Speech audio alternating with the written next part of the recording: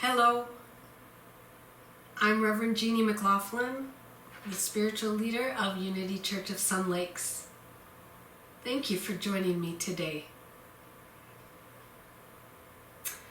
Our focus this month has been summer blockbusters, and today's talk of the month is entitled The Dark Knight. K-N-I-G-H-T. It is not a coincidence that I selected this movie title because there was a shooting in Aurora, Colorado at the premiere showing of this movie. And since then, there have been other incidents, such as the killing of George Floyd and the shooting at the school in Texas recently, and most recently the police shooting of a black man in Michigan, and acts of violence every day across our globe that causes our hearts to ache.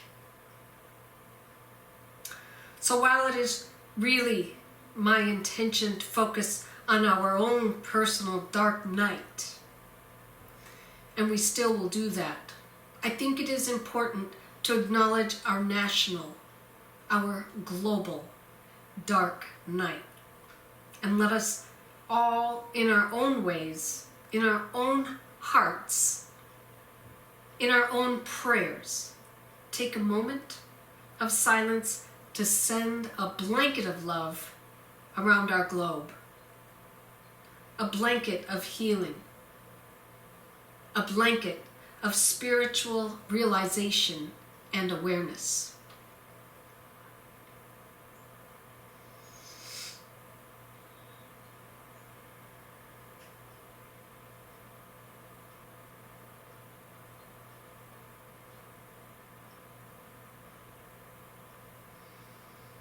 And so it is. The term the dark night or dark night of the soul is used in traditional Christianity to mean a spiritual crisis in our journey toward conscious union with God. Like that described by St. John of the Cross in his religious poem entitled Dark Night of the Soul, or that which Mother Teresa went through according to her letters that were released in 2007. A longtime friend of hers, Franciscan friar Father Benedict Groeschel, claimed that the darkness left her only toward the end of her life.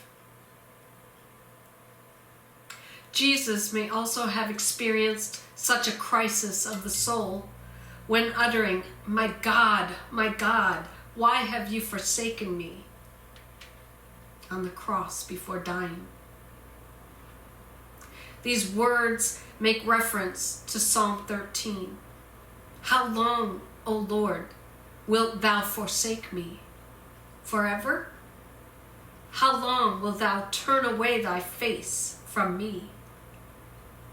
Spoken by David, it is believed. Or a dark night could refer to a deeply painful, prolonged emotional response to a devastating life experience. Or it could refer to our state of mind and heart when we are adrift, questioning life. Perhaps questioning what we thought we believed.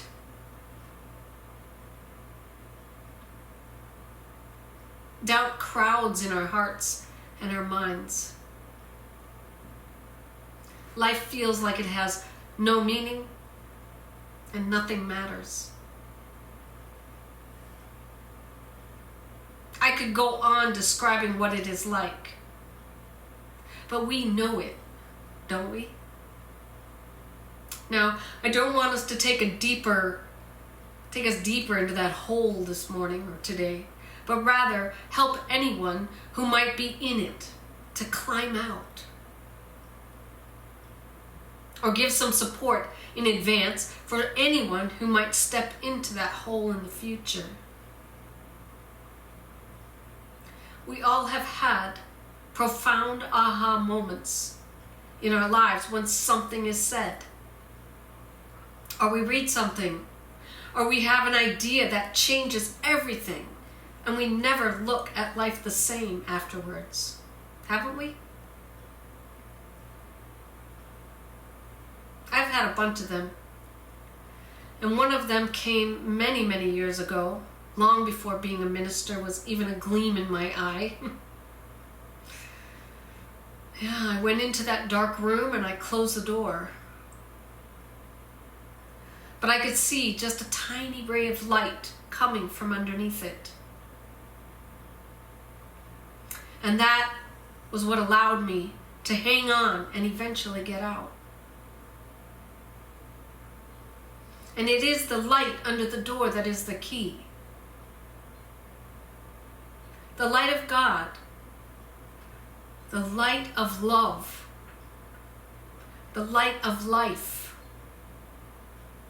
The light of infinite power. That absolutely will pull us out of darkness. It is the ever-vigilant reminder to ourselves that God is in the middle of this, because God must be. In the words of Carl Jung, bidden or unbidden, God is present. In Dennis Merritt Jones's book, The Art of Being, he describes a conversation he had one day with one of his spiritual teachers.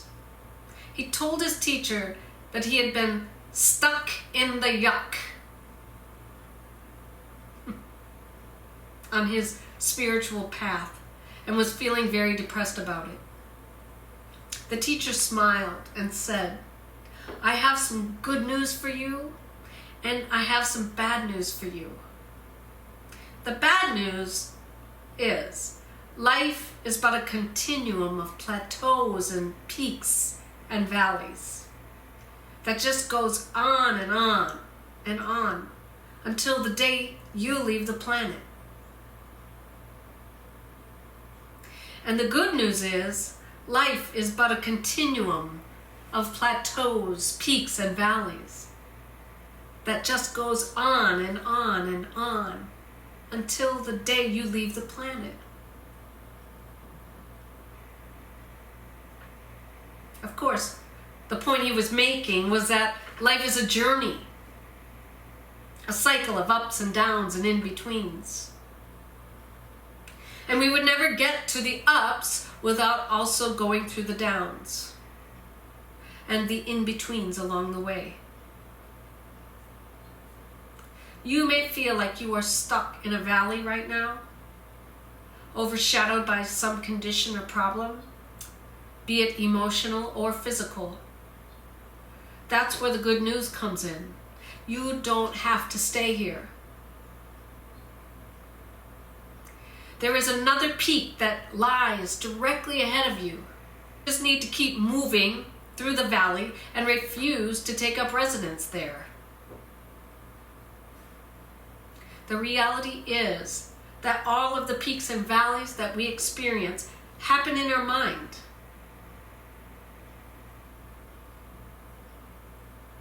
It has little to do with the condition. It is how we perceive them. Jones writes, "Don't ever confuse wholeness and a life worth living with a condition. Wholeness is a state of being in which we realize we are one with God, irrespective of where we are on the journey. In those times when we feel stuck in the valley, we can remind ourselves that there is as much of God present there as when we are at the peak.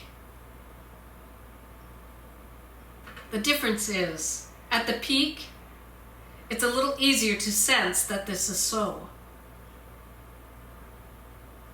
If God is all there is, it can be no other way. God is right where we are.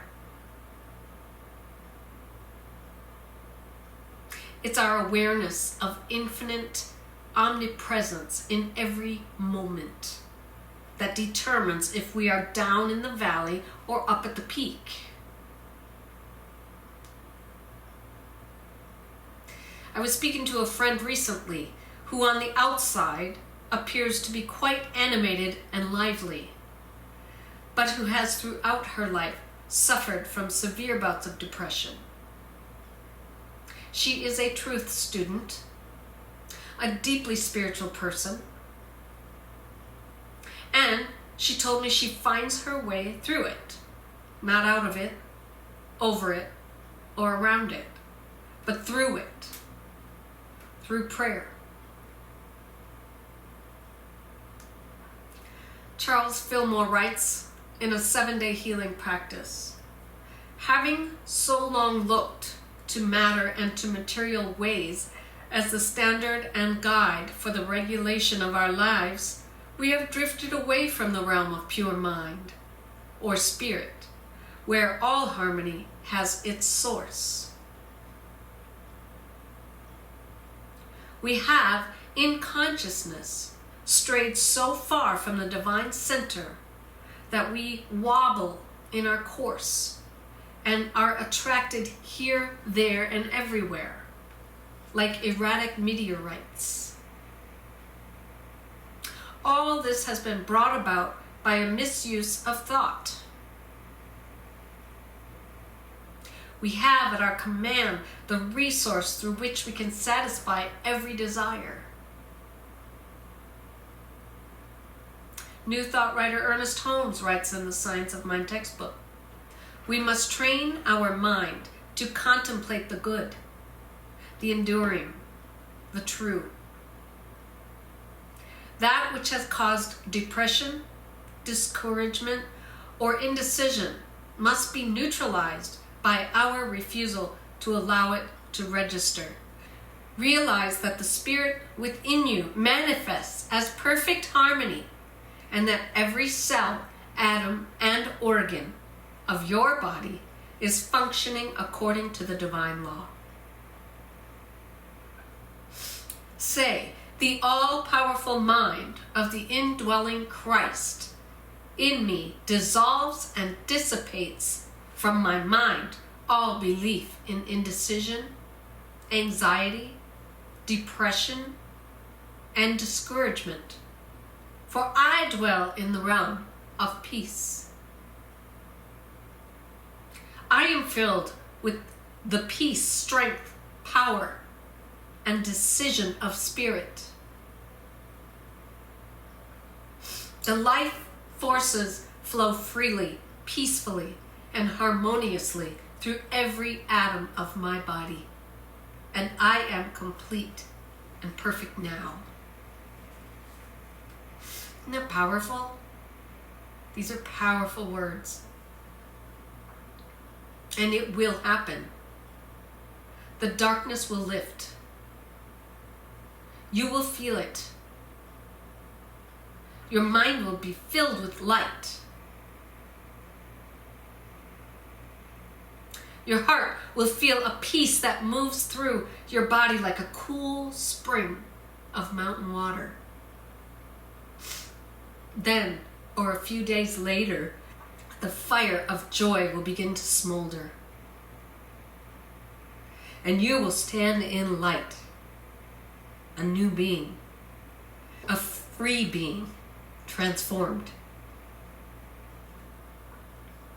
Believe it or not, that's what the dark night is all about.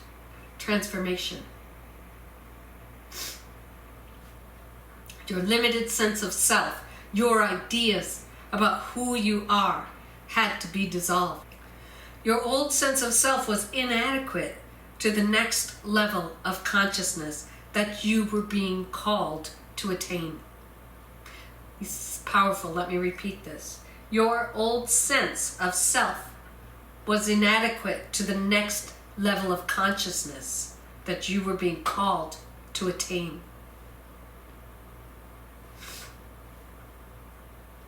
In dark night of the soul, St. John of the Cross wrote on page 77, "It now remains to be said that although this night brings darkness to the spirit, it does so only to give it light in everything.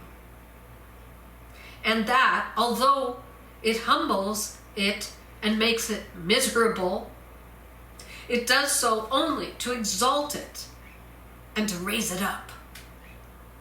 And although it impoverishes it and empties it of all natural affection and attachment, it does so only that it may enable it to stretch forward divinely, and thus to have fruition and experience of all things, both above and below."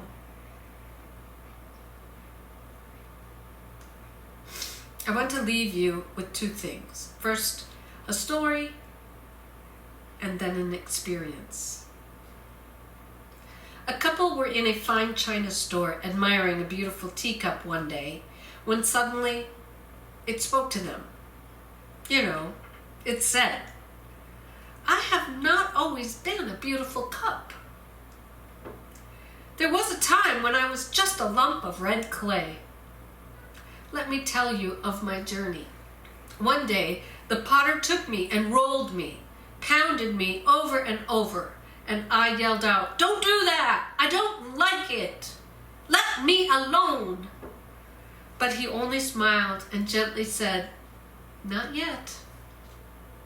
Then, wham! I was placed on a spinning wheel, and suddenly I was spun around and around and around. 'Stop it! I'm getting so dizzy! I'm going to be sick!' I screamed. But the potter only nodded and said quietly, 'Not yet.'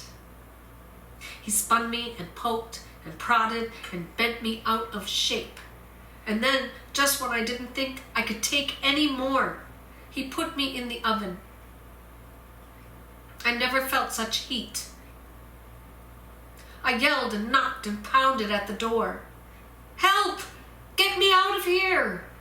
I could see him through the opening, and I could read his lips as he shook his head from side to side. 'Not yet.'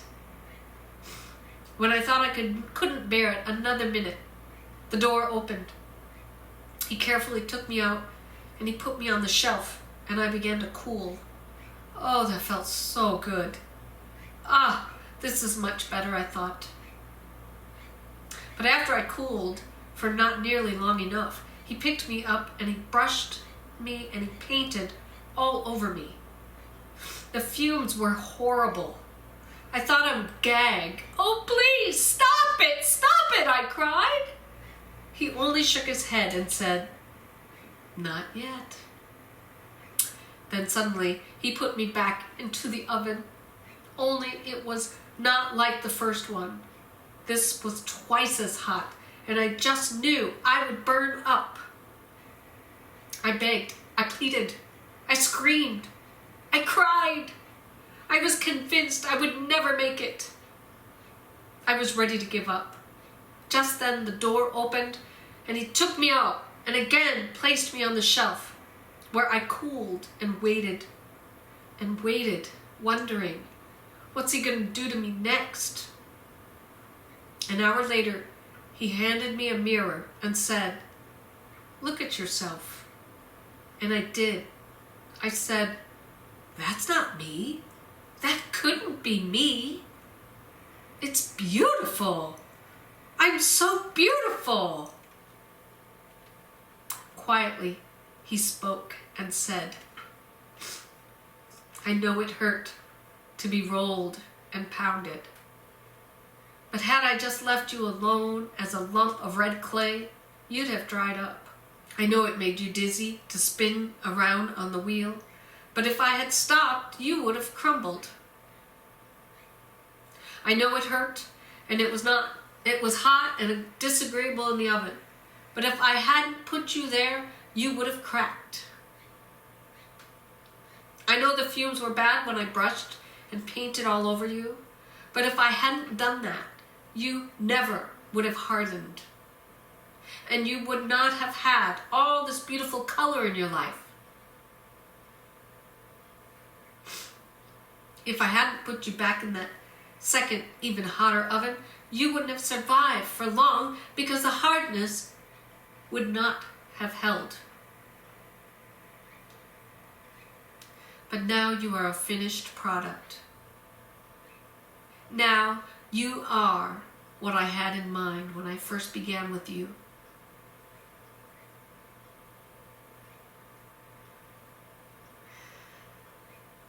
When your world seems to be spinning out of control. When you feel like you are in a fiery furnace of trials. When you feel pushed, pulled, tugged, and about to snap. When life seems to stink. Try this. Brew a cup of your favorite tea in your prettiest teacup. Sit down and think on this story. And then have a little talk with your potter.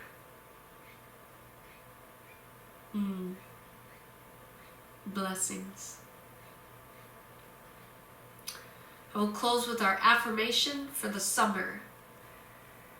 I am loved. I am love. I love. I am loved. I am love. I love. Hopefully you guys are using this affirmation or another one.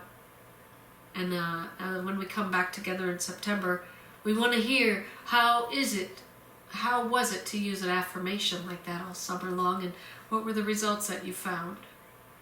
For me personally, I'm finding this affirmation to be very centering, and to, if I am in a peak or a valley, it lifts me back to my truth.